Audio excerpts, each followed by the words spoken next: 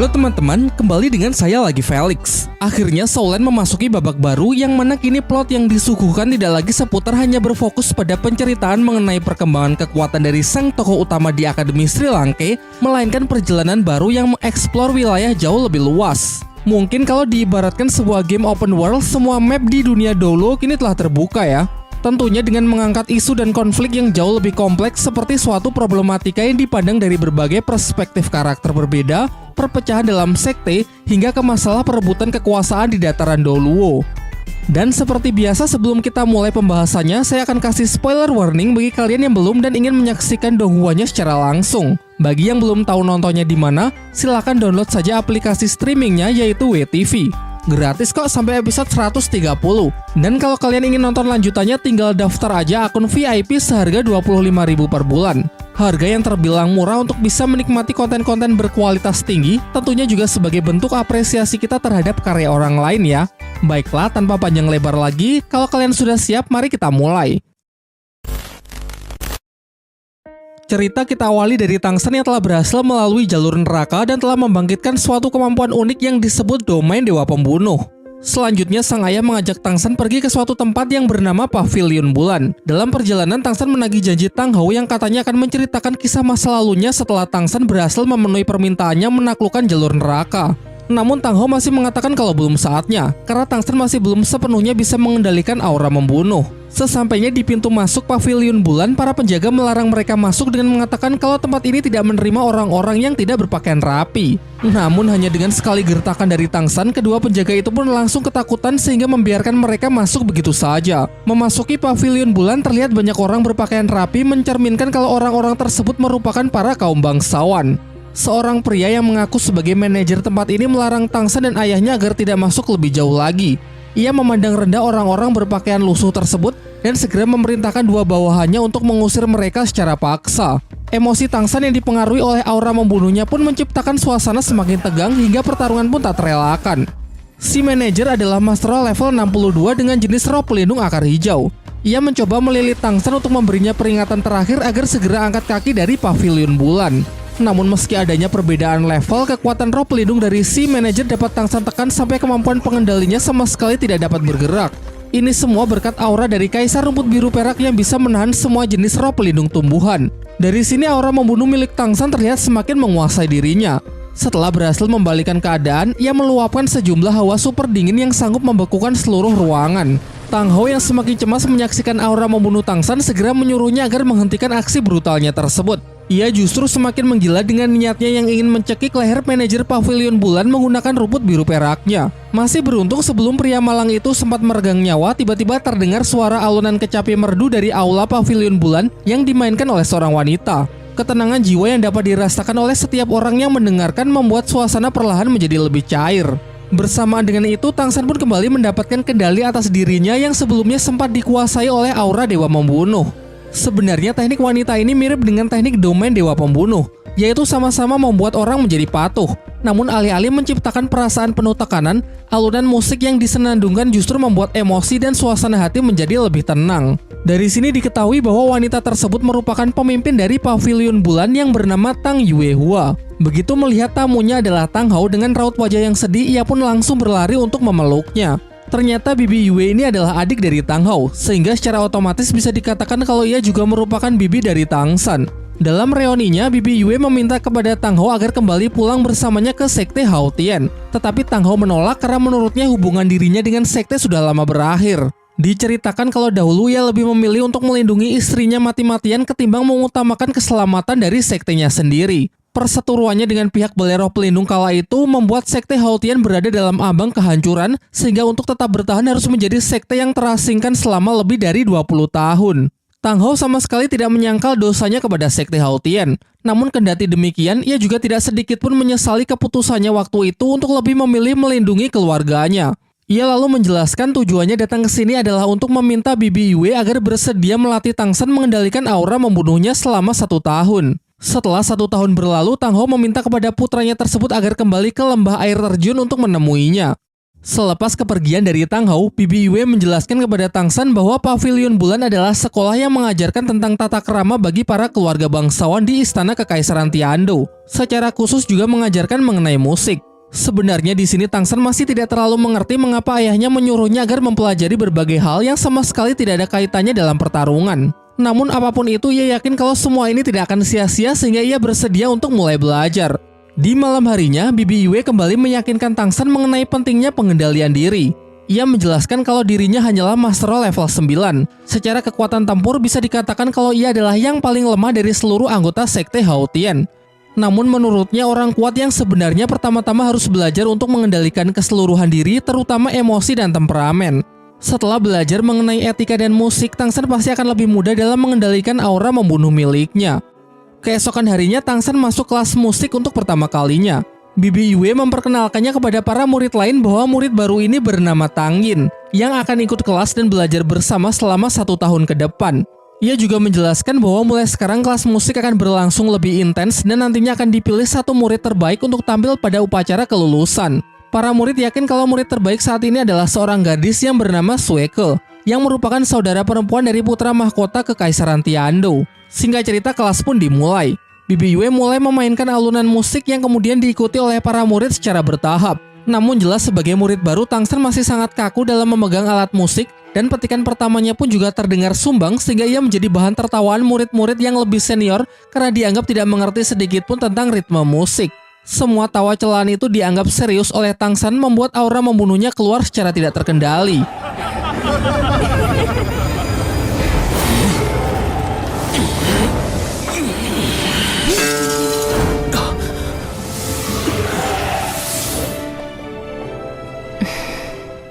Pada hari-hari berikutnya, Tang San jauh lebih giat belajar. Ia rutin membaca berbagai macam buku pengetahuan, baik mengenai teori-teori musik hingga pemahaman mengenai filsafat. Musik yang ia mainkan pun terdengar semakin merdu. Tata krama, etika, serta gaya komunikasinya semakin baik hingga kemajuannya yang sangat pesat tersebut membuat anak-anak lain menjadi sangat takjub. Pada suatu ketika, Bibi Yue memberikan pelajaran mengenai tata cara saat akan mengajak orang lain untuk menari bersama di pesta dansa. Para murid laki-laki yang memang sudah paham langsung mendekati para murid perempuan untuk mempraktekannya. Sementara Tang San yang terlihat masih sangat canggung juga ingin mencobanya dengan mendekati salah seorang murid perempuan yang belum mendapatkan pasangan. Namun sayangnya usaha pertamanya tersebut justru ditolak mentah-mentah. Seorang murid mengatakan bahwa sebagai rakyat biasa tidak sepantasnya meminta keluarga bangsawan untuk menjadi pasangan dansanya. Murid perempuan yang menolaknya itu pun juga membenarkan hal tersebut karena ia tidak ingin citranya sebagai keluarga bangsawan dirusak oleh Tang San. Di momen ini Tang San benar-benar dihina dan direndahkan dengan statement bahwa orang tanpa identitas bangsawan tidak seharusnya berada di Pavilion Bulan. Namun ternyata Tang San hanya tersenyum lega lalu membalikan semua perkataan itu. Ia menjelaskan kalau selama di sini harusnya para murid sudah belajar mengenai etika dan pengendalian diri serta musik yang mengajarkan mengenai ketenangan. Namun ternyata meski mereka lebih lama belajar ketimbang dirinya, tidak ada satupun dari mereka yang benar-benar belajar. Mereka masih saja goblok. Zueke yang bersimpati setelah melihat kewibawaan dan kebijaksanaan dari Tang San mendekat untuk membenarkan hal tersebut. Bibi Yue pun juga sependapat. Ia kembali menjelaskan bahwa dasar dari etika adalah menunjukkan rasa hormat kepada siapapun tanpa memandang latar belakangnya. Pada malam harinya terlihat Zueke menatap keluar jendela untuk melihat pesona Tang San yang sedang bermain kecapi. Hal ini menandakan kalau diam-diam ia telah jatuh hati kepada pemuda yang ia kenal dengan nama Tang Yin tersebut. Ia kemudian menuliskan surat kepada kakaknya agar menghadiri upacara kelulusan dari Pavilion Bulan sekaligus juga untuk menemui Tang Yin. Singkat cerita, tibalah hari di mana upacara kelulusan para murid Pavilion Bulan dimulai. Acara meriah yang dihadiri banyak orang-orang penting seperti keluarga bangsawan Kekaisaran Tiando, termasuk sang putra mahkota. Murid terpilih yang harusnya tampil pada hari ini adalah Zueke, putri bangsawan Kekaisaran Tiando. Namun seperti yang sudah dapat kita tebak, posisi itu kini digantikan oleh Tang San, mengingat Tang San merupakan murid paling menonjol. Kurun waktu 3 tahun yang harusnya ditempuh oleh para murid lain dapat Tang San selesaikan hanya dalam waktu 1 tahun saja. Permainan kecapinya benar-benar memukau semua para tamu yang hadir di sana. Secara serentak mereka memberikan standing applause, begitu pula sang putra mahkota, namun ia masih tidak bisa mengenali kalau murid tersebut sebenarnya adalah Tang San yang ia kenal. Selepas acara, ia bersama adiknya datang menemui Tang San dan Bibi Yue. Di sini sebenarnya Tang San ingin memberitahukan identitas aslinya kepada putra mahkota, namun ia ragu sehingga ia tetap memakai nama Tang Yin yang merupakan keponakan dari Bibi Yue. Sang putra mahkota yang memang mengagumi orang-orang dengan bakat yang luar biasa mengajak Tangsan untuk berkunjung ke istananya. Namun Tangsan masih belum bisa menerima tawaran tersebut karena masih memiliki beberapa tugas lagi yang harus segera ia selesaikan. Kini setelah lulus dari Pavilion Bulan, sesuai janji ia kembali pergi untuk menemui ayahnya di lembah air terjun. Sesampainya di sana ia sangat terkejut ketika melihat sang ayah dengan wajah yang pucat serta luka yang sangat parah, yang mana salah satu kaki dan tangannya telah terpotong. Hal itu tentu membuat emosi Tangsan langsung meledak, mempertanyakan dengan penuh kemarahan siapa yang telah melakukan semua ini. Ia kembali mulai bisa tenang sampai Tang Hou mengatakan bahwa di dunia ini tidak ada orang yang sanggup melukainya kecuali dirinya sendiri. Ia kemudian menceritakan bahwa setahun yang lalu tepat setelah menitipkan Tangsan di Pavilion Bulan, ia dengan sengaja memotong kaki kiri dan tangan kanannya untuk melepaskan tulang roh yang dulu pernah ia peroleh dari Sekte Hao Tian. Hal ini ia lakukan semata-mata hanya untuk menebus dosanya kepada sekte yang sudah terlalu banyak menanggung konsekuensi dari keputusannya waktu itu. Ia lalu mengajak Tangsan pergi ke suatu tempat yang tak jauh dari lembah dan menyuruh putra semata wayangnya tersebut agar berlutut memberikan hormat karena rumput biru perak muda di hadapannya adalah perwujudan dari Ah Yin, ibu dari Tangsan. Sama seperti Xiao Wu, yaitu seorang mantan siluman roh berusia 100.000 tahun yang telah bermutasi menjadi wujud manusia. Ketika tangkai kecilnya bersentuhan dengan tangan Tangsan, terjadi sebuah gejolak kekuatan roh akibat efek medan rumput biru perak yang mungkin bisa menjadi pertanda kalau Ah Yin nantinya bisa dihidupkan kembali.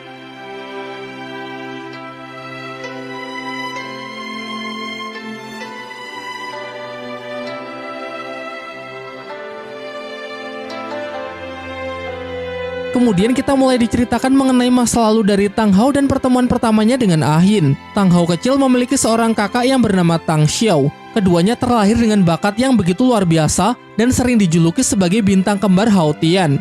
Mereka adalah saudara yang sangat akur. Hari demi hari mereka lalui untuk berlatih bersama, berkelana di luar sekte, dan menolong banyak orang sehingga keduanya menjadi sosok yang dikagumi oleh masyarakat luas. Hingga pada suatu malam mereka melihat seekor siluman roh buas yang tengah menculik seorang bocah. Keduanya pun dengan kompak sesegera mungkin melakukan pengejaran sampai masuk ke dalam hutan. Diceritakan bahwa Tang Xiao bertarung selama beberapa jam, dan alhasil siluman berhasil dikalahkan dan bocah itu juga berhasil diselamatkan. Ketika mengantarnya pulang, seluruh penduduk desa menyambut mereka dengan penuh kehangatan. Dan malam itu juga merupakan pertemuan pertamanya dengan Ah Yin. Diadakanlah pesta kecil-kecilan untuk merayakan aksi heroik tersebut. Anak-anak yang ikut memeriahkan bermain petak umpet hingga masuk ke dalam hutan. Namun naasnya salah seorang anak yang tertinggal justru bertemu dengan seekor beruang hutan yang sedang kelaparan. Mendengar jeritan dari arah hutan, Tang Hou bersama kakaknya bergegas menuju sumber suara untuk berusaha menolong bocah malang itu. Sialnya si bocah justru terjebak ke dalam situasi yang sulit sehingga mereka tidak bisa sembarangan menyerang. Akan tetapi di tengah kepanikan itu tiba-tiba muncullah aura hangat dan menenangkan yang keluar dari tubuh seorang gadis dengan kemampuan medan rumput biru perak. Efeknya dapat membuat si beruang menjadi lebih jinak dan bersedia mengurungkan niatnya untuk memangsa bocah tersebut. Si gadis kemudian memperkenalkan dirinya kalau ia bernama Ah Yin, dan seketika itu juga Tang Hou pun langsung jatuh hati pada pandangan pertama. Singkat cerita, setelah kejadian itu ketiganya pun menjalin pertemanan, dan seiring berjalannya waktu terjadilah hubungan cinta segitiga. Namun karena Ah Yin telah jatuh hati terlebih dahulu kepada Tang Hou, sehingga sang kakak dengan berat hati mengalah dan memutuskan untuk kembali ke sekte. Pada malam itu juga Ah Yin mengaku kalau sebenarnya dirinya bukan manusia asli, melainkan siluman roh ratu rumput biru perak yang bermutasi. Tetapi fakta itu tak lantas membuat Tang Hou mundur. Tanpa memperdulikan perbedaan apapun, cintanya kepada Ah Yin tidak akan pernah berubah. Kisahnya kemudian terus berlanjut hingga mereka menikah dan hidup bahagia. Pada awalnya Tang Hou berpikir kalau kisahnya ini akan happy ending. Namun tanpa ia duga ternyata pihak Balai Roh Pelindung mengetahui identitas Ah Yin, dan dari sinilah kisah tragis mereka dimulai. Di malam saat ia berniat kembali ke Sekte Hao Tian, pihak Balai Roh Pelindung yang ternyata diam-diam sudah menyelidiki identitas dari Ah Yin mengejarnya di tengah perjalanan. Meski ia dan Ah Yin berhasil lolos, pihak Balai Roh Pelindung justru mendatangi Sekte Hao Tian. Ayah Tang Hou yang memang sedang sakit keras akhirnya meninggal setelah mendengar kabar buruk tersebut, sehingga kakaknya menjadi penerus dari kepemimpinan sekte. Ia terjebak dalam situasi sulit karena mendapatkan banyak tekanan dari berbagai pihak. Di tempat lain, Tang Hou dan Ah Yin telah dikaruniai seorang anak laki-laki dari buah cinta mereka berdua. Tepat di malam yang sama, pihak Balai Roh Pelindung pun mengerahkan seluruh kekuatan tempurnya, termasuk sang pemimpin suci pun sampai turun tangan untuk merebut Ah Yin, menciptakan pertempuran yang begitu dahsyat karena Tang Hou yang bersikeras untuk tetap melindunginya. Ia terdesak akibat gempuran dari pasukan serta para Master Roh Dauluo Balai Roh Pelindung. hingga pada puncaknya Ah Yin mengorbankan dirinya dan memberikan seluruh kekuatannya kepada Tang Hao. Pada waktu itu Tang Hao adalah Mas Roh pertama yang menyerap cincin roh merah berusia 100.000 tahun. Ternyata kekuatannya yang didapat benar-benar luar biasa dahsyat, yang oleh karenanya ia sanggup membalikan keadaan dan memaksa pihak Balai Roh Pelindung agar mundur.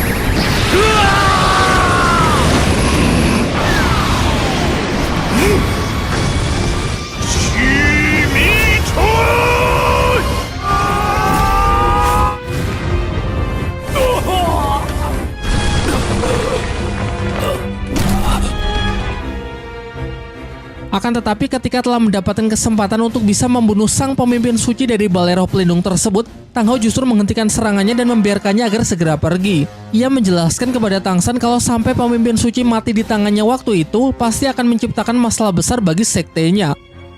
Pasca pertarungan itu, ia menanam sisa benih Ah Yin di tempat ini dan memutuskan untuk hidup bersembunyi di sebuah desa kecil. Namun tak lama setelah itu pemimpin suci meninggal sehingga pada akhirnya pihak Balai Roh Pelindung pun tetap menuntut sekte Hao Tian sebagai pihak yang harus bertanggung jawab. Akibat itu ia juga diusir dari sekte dan untuk tetap bisa bertahan sekte Hao Tian pun mengasingkan diri untuk menghilangkan keberadaannya dari dunia Douluo. Setelah mendengar cerita tersebut, Tang San mengatakan kalau mungkin ia memiliki sebuah cara untuk menyembuhkan ayahnya.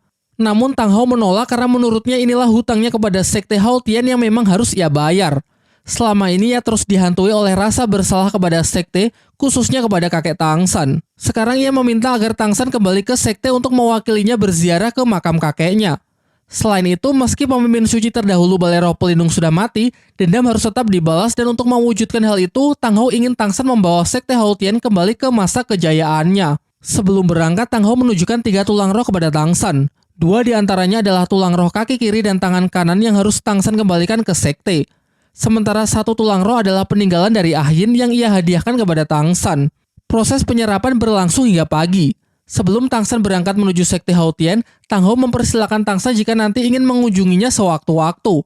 Namun ia tidak yakin kalau ia bisa kembali melihat Ah Yin, mengingat bagi siluman roh butuh waktu 10.000 tahun untuk mendapatkan kecerdasan, dan butuh 100.000 tahun agar bisa kembali bermutasi menjadi manusia. Mendengar itu, Tang San pun memikirkan suatu tempat yang mungkin dapat mempersingkat waktu pertumbuhan rumput biru perak ibunya hingga 1000 kali lipat lebih cepat. Ternyata tempat yang Tang San maksud adalah mata air, es, dan api yang dulu sempat ia gunakan untuk meramu obat penawar racun untuk kakek Dugu. Di tempat ini segala macam tanaman bisa tumbuh dengan cepat berkat kekuatan roh alam yang melimpah. Namun tidak cocok bagi kehidupan manusia, sehingga agar ayahnya bisa tetap menemani ibunya, Tang San memberikan semacam pil khusus buatannya untuk menangkal segala efek buruk dari lingkungan sekitar. Di sisi lain, kita diperlihatkan Bibi Dong yang mengumpulkan para tetua Balai Roh Pelindung untuk menyampaikan beberapa pengumuman penting. Yang pertama, ia memutuskan bahwa Hu Lena akan dilantik secara resmi sebagai penerus sekte selanjutnya berkat bakat yang luar biasa, serta latihan kerasnya di kota pembantaian hingga mendapatkan domain Dewa Pembunuh. Pengumuman kedua mengenai keberadaan dari siluman roh berusia 100.000 tahun yang dulu sempat muncul di turnamen elit Akademi Roh. Setelah melakukan banyak penyelidikan, ia mengetahui kalau siluman itu kini bersembunyi di dalam hutan pertarungan bintang. Oleh karenanya, ia memerintahkan Master Krisan dan Master Hantu agar memimpin pasukan untuk menyerbu tempat itu dan menangkap siluman roh tersebut hidup-hidup.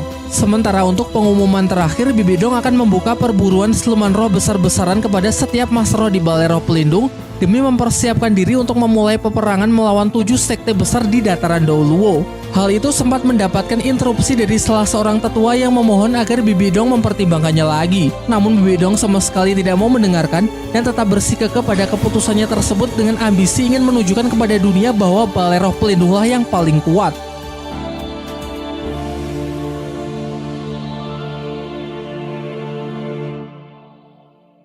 Sementara itu di hutan pertarungan bintang, kita diperlihatkan 2 siluman roh yaitu Erming si Kera Titan dan Daming si Banteng Sanca Ungu bersama Xiao yang sudah tumbuh lebih dewasa. Selama 5 tahun ini tidak sedetik pun ia berhenti memikirkan Tang San dan terus menunggu waktu yang tepat untuk bisa bertemu kembali. Setelah berpamitan dengan ayah dan ibunya, Tang San berangkat menuju lokasi Sekte Haotian berdasarkan map pemberian dari ayahnya. Map itu membawanya sampai ke sebuah desa kecil yang nampak kosong tidak berpenghuni. Ia pun mulai berjalan menelusuri desa tersebut dan tiba-tiba muncul 3 pria berbaju hitam menghadangnya, yang mana ketiganya ini merupakan anggota dari Sekte Haotian dan memang diutus oleh Bibi Yue untuk menjemput Tang San. Pertarungan sempat hampir pecah sampai Tang San menunjukkan kekuatan roh pelindung palu Haotian miliknya dan memperkenalkan diri sehingga mereka pun mempercayainya. Diajaklah Tang San menuju tempat persembunyian dari Sekte Haotian yang sesungguhnya. Berlokasi di pegunungan bersalju, untuk menjangkaunya sama sekali tidak mudah karena suhu udara yang super dingin dan oksigen yang sangat tipis. Terdapat jembatan rantai yang menghubungkan puncak antar pegunungan. Jalur yang sangatlah sulit ini merupakan salah satu bentuk pertahanan dari sekte yang pasti akan sangat sulit untuk bisa diakses oleh orang luar. Pemandangan ini sekilas mengingatkan Tang San mengenai sekte Tang di kehidupannya dulu yang nampak memiliki struktur bangunan serupa. Mereka pun mulai berlari menyusuri jembatan rantai. Semakin jauh berlari, suhu sekitar juga semakin menurun. Menurut Tang San, mustahil ada Master Roh di bawah level 40 yang sanggup melewatinya. Sebelum mereka dapat mencapai sekte, terjadi sebuah insiden yang mana mereka tiba-tiba diserang oleh seekor burung raksasa.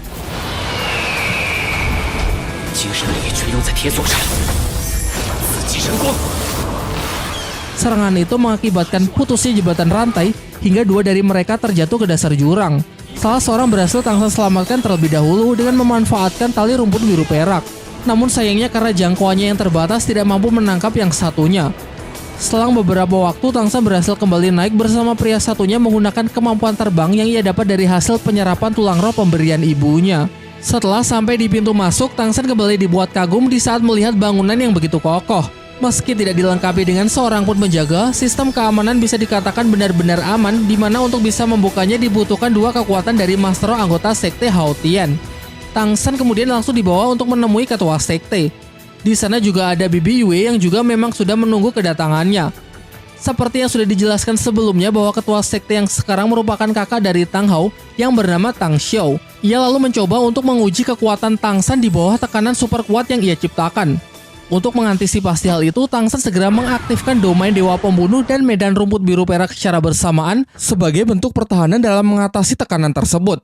Meskipun kedua pertahanannya telah ia aktifkan, namun tekanan ini masih terasa begitu berat hingga membuatnya kesulitan bernafas.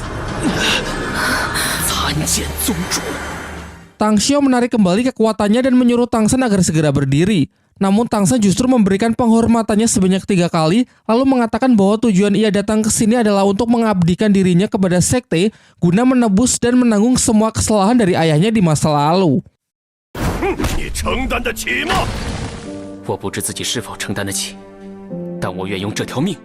Suasana semakin haru ketika Tang San menyerahkan 2 tulang roh yang dilepas secara paksa oleh sang ayah untuk menunjukkan bentuk ketulusannya kepada sekte. Diperlihatkan di balik sifat kerasnya, sebenarnya Tang Xiao juga masih mencemaskan adiknya tersebut. Ia bahkan mengatakan kalau semua masalah yang terjadi bukan sepenuhnya kesalahan dari Tang Hao. Karena jika waktu itu ia berada di posisinya, mungkin ia juga akan melakukan hal yang sama untuk melindungi Ah Yin. Pembicaraan pun ditutup dengan Tang Xiao yang meminta agar Bibi Yue mengurus upacara penerimaan Tang San besok. Dijelaskan bahwa di era ini terdapat 4 generasi di Sekte Haotian. Tang San termasuk generasi ketiga, dan sebagai informasi dalam generasi ketiga ini terdapat lebih dari 120 Master Roh. Bibi Yue juga menjelaskan kalau sekte sekarang sedang mengalami keadaan yang cukup rumit, di mana sekte terbagi menjadi 2 kubu yang memiliki pandangan berbeda. Di satu sisi dipimpin oleh Tang Xiao, para anggotanya tidak menyalahkan ayah Tang San melainkan menganggap kalau Balai Roh Pelindunglah yang menjadi sumber masalah. Sementara di kubu yang satunya dipimpin oleh para tetua. Mereka berpendapat kalau hubungan Tang Hao dengan siluman roh adalah hubungan terlarang yang menjadi sumber masalah. Kubu ini bahkan mengecam Tang Hao sebagai pengkhianat sekte dan tidak lagi mau mengakuinya. Dalam upacara tersebut dihadiri oleh beberapa tetua dari kubu seberang. Dan tentu saja mereka menentang keras kedatangan Tang San sebagai keturunan dari Tang Hao yang dikhawatirkan akan kembali membawa bencana untuk sekte Hao Tian. Perseteruan itu semakin memanas hingga salah seorang tetua menyeret nama ibu Tang San yang ia katakan sebagai siluman roh yang hina. Tentu saja mendengar hinaan itu Tang San tidak bisa menahan dirinya lagi. Ia mungkin masih bisa terima kalau dirinya yang direndahkan, tetapi jika sudah menyangkut nama baik ibunya maka siapapun pasti akan ia lawan. Lantas ia pun segera menantang tetua ketujuh tersebut untuk bertarung melawannya. Dengan perjanjian jika ia berhasil menang maka tetua ketujuh harus menarik kembali hinaannya. Namun tantangan itu tidak langsung tetua terima. Tang San diharuskan untuk bertarung melawan murid terbaik dari sekte Hao Tian terlebih dahulu. Dan jika Tang San berhasil menang barulah ia berhak menantang tetua ketujuh. Murid yang dimaksud bernama Tang Hu. Usianya tak jauh berbeda dari Tang San yang mana merupakan seorang Mas Roh tipe menyerang level 64. Sementara Tang San masih berada di bawahnya beberapa level, tepatnya di level 59. Jelas dalam pertarungan ini Tang Hu lah yang lebih diunggulkan karena cincin rohnya saja satu buah lebih banyak dari Tang San. Walaupun Tang San memiliki kemampuan dari domain pembunuh, tentunya masih belum cukup untuk menutupi perbedaan tersebut. Tang Hu mulai menunjukkan kekuatan roh pelindungnya yakni palu Hao Tian. Di waktu yang bersamaan Tang San menunjukkan roh pelindungnya, namun yang ia tunjukkan hanyalah rumput biru peraknya saja. Ia lebih dulu mengawali serangan dengan teknik keempatnya yaitu kandang rumput biru perak. Tingkat ketahanannya pun telah jauh meningkat yang mana palu Hao Tian dengan skill roh ketiga pun kesulitan untuk menghancurkannya.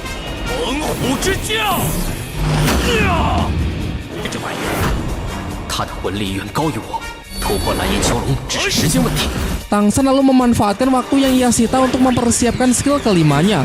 Nampaknya teknik ini memerlukan beberapa menit untuk mengumpulkan kekuatan roh sampai bisa dirilis. Tang Hu yang merasakan tekanan yang begitu kuat dari skill yang dirapalkan oleh Tang San berniat mematahkannya sebelum persiapan selesai. Namun sebenarnya ada dua kemungkinan mengapa persiapan skill kelima dari Tang San cukup lama. Kemungkinan pertama teknik ini memang benar-benar kuat sehingga perlu mengumpulkan banyak kekuatan roh.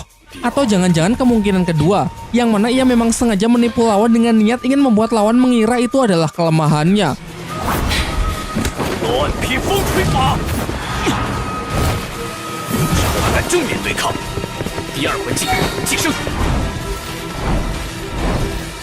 Dan benar saja, karena pengalihan isu tersebut memanglah rencana dari Tang San. Musuh yang hanya berfokus untuk menyibukkan Tang San agar tidak mengeluarkan skill kelima sampai-sampai tidak menyadari kalau pertahanan dari dirinya sendiri sudah ditembus.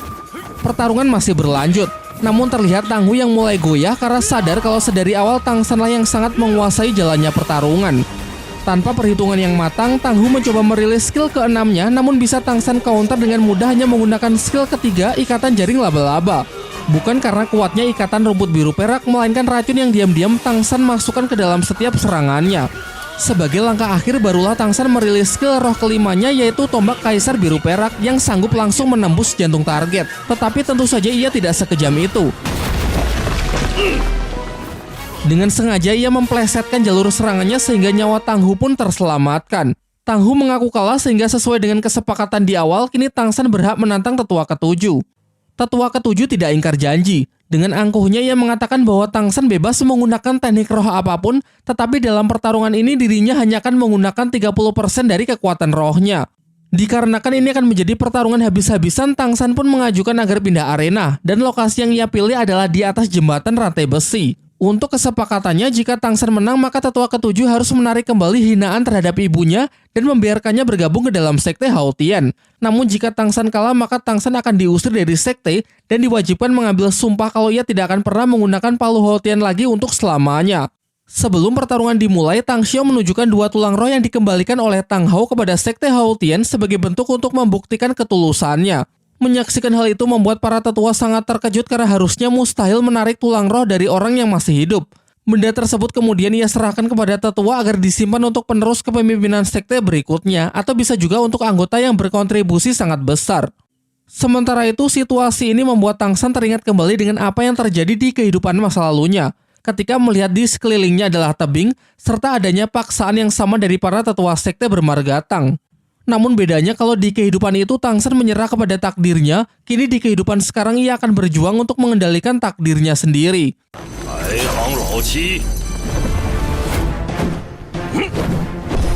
Pertarungan pun dimulai, dengan aturan barang siapa yang meninggalkan tengah dua gunung maka akan langsung dinyatakan kalah. Diperlihatkan raut wajah Tangsen yang sangat terkejut ketika menyaksikan kalau tetua ketujuh ini ternyata merupakan seorang Master Roh bergelar Douluo.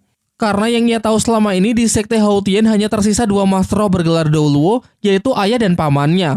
Tetua ketujuh lalu menjelaskan bahwa selama 20 tahun dalam persembunyian tentu pelatihan terus dilakukan sehingga tidak sedikit orang dari sekte yang juga telah mencapai level ini.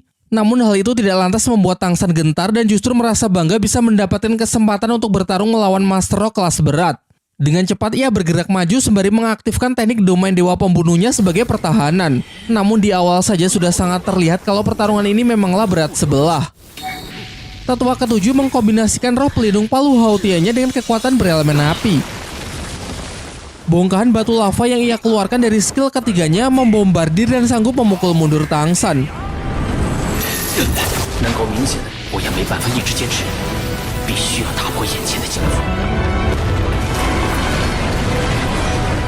Tangsen yang masih bisa bertahan menggunakan palu Hautiannya mencoba maju menerobos pertahanan tetua ketujuh mengandalkan teknik langkah hantu. Ia sadar kalau palunya tidak akan menang jika diadu dengan milik musuh sehingga ia memutuskan untuk menjatuhkan dirinya dan menunggu waktu yang tepat untuk melancarkan serangan dari bawah. Tidak hanya dari segi kekuatan roh, dari segi pengalaman bertarung pun jelas Tangsen juga kalah.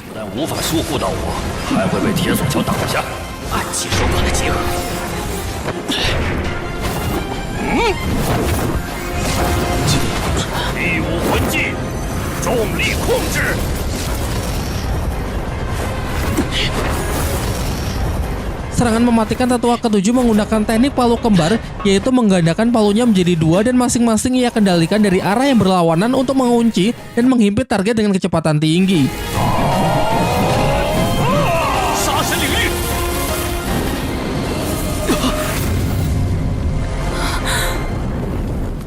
Tangsen berhasil lolos dari maut tersebut dan masih bisa tersenyum santai tanpa terlihat kelelahan sedikit pun. Sementara tetua ketujuh yang semakin dibuat emosi tanpa sadar telah melanggar janjinya sendiri karena katanya hanya pakai 30% kekuatan, tetapi terhitung ia sudah menggunakan lebih dari 40%. Ia pun tak segan mengeluarkan skill ketujuhnya yaitu perwujudan roh pelindung. Skill ini harusnya menunjukkan dengan jelas perbedaan kelas di antara keduanya.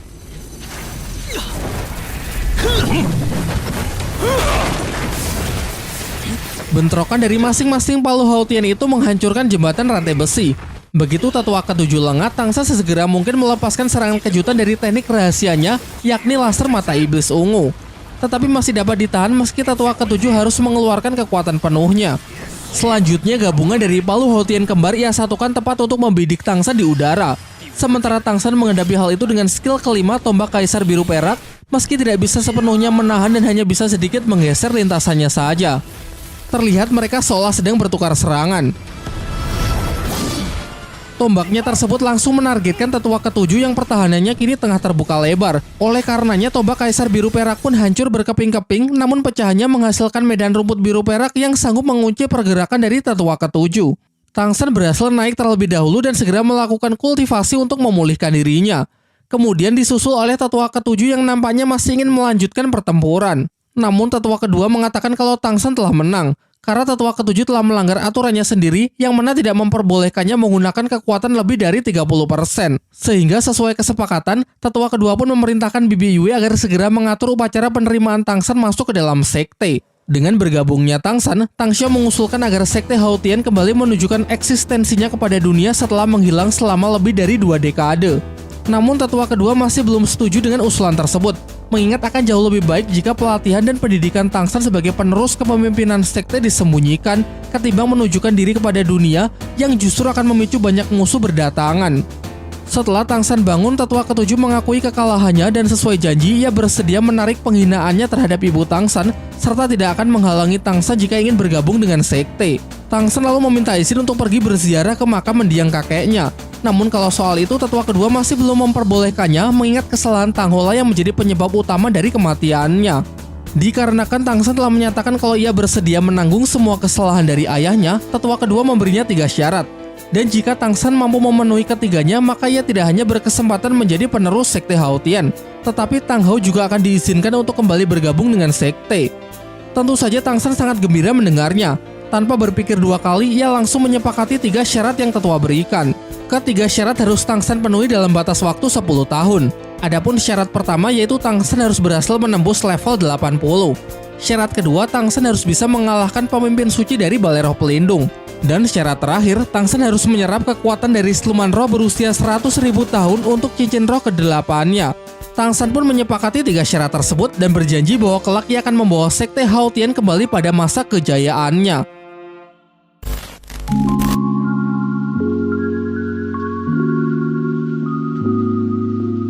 Sebelum saya akhiri videonya, saya akan kasih segmen baru yaitu menjawab satu pertanyaan di kolom komentar. Bukan pertanyaan kapan upload lanjutannya ya, melainkan pertanyaan seputar plot cerita dari Soulland. Dan untuk seterusnya kalian bisa komen pertanyaan-pertanyaan serupa dan nanti akan saya pilih satu pertanyaan terbaik untuk kita bahas. Pertanyaan kali ini datang dari akun Bayu XX1. Pertanyaannya, kenapa Tang Hao jauh lebih kuat dari Bibi Dong padahal sama-sama punya cincin roh merah 100.000 tahun? Oke, mungkin untuk scene fight-nya kita akan mengambil referensi episode 108, yang mana Tang Hao seorang diri bisa memukul mundur Bibi Dong dan jajarannya, bahkan sempat diperlihatkan para tetua Balai Roh Pelindung yang juga ikut membantu dengan menyalurkan kekuatannya, masih belum cukup untuk menahan serangan dari Tang Hao. Benar-benar overpower. Nah, sebenarnya ini sudah dijawab di episode 62. Berdasarkan teori dari Master Xiao dijelaskan potensi terbaik dari penyerapan kekuatan siluman roh adalah ketika siluman roh tersebut memberikan kekuatannya secara sukarela. Hal inilah yang dilakukan oleh Ah Yin. Dengan sukarela ia memberikan kekuatannya kepada Tang Hao yang kala itu mendapatkan desakan dari pihak Balai Roh Pelindung. Alhasil kekuatan yang ia peroleh pun luar biasa kuat. Sementara Bibi Dong merebut kekuatan siluman roh secara paksa dengan membunuhnya, sehingga tidak mendapatkan potensi maksimal. Meski memang cara ini biasa dilakukan oleh hampir semua Master Roh. Sejauh episode yang sudah kita bahas di channel ini, hanya ada 2 Master Roh yang memiliki cincin 100.000 tahun, yaitu Tang Hao dan Bibi Dong. Hal ini karena tidak ada Master Roh yang benar-benar bisa mengalahkan siluman roh di usia itu. Tang Hao mendapatkannya secara sukarela, sementara Bibi Dong beruntung mendapatkannya dari siluman roh yang sudah bermutasi, yang mana siluman roh yang bermutasi akan kehilangan kekuatan sejatinya dan harus berlatih mulai dari nol lagi. Baiklah, mungkin sampai di sini dulu. Kita pasti akan segera berjumpa lagi.